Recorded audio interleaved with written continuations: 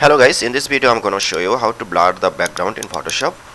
In this case I will select the pen tool from the toolbar and keep drawing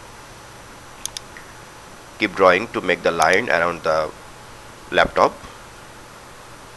I already showed you how to use the pen tool to make selection in Photoshop. You can see my other videos in my channel. Now I am drawing with the pen tool to make proper selection around the laptop.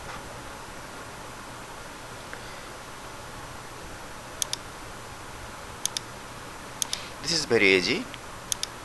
If you try it a few more days, you will be master in it. Okay, the selection, the drawing is ready. The loop is created. What we will do, right click and make selection and OK, and you see the selection is created. Now we will go to the inverse to make the selection inverse, then go to the blur and lens blur. You will get a new panel, new window.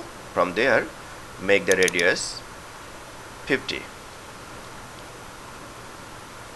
After setting 50, you see the result in preview window. Now click OK button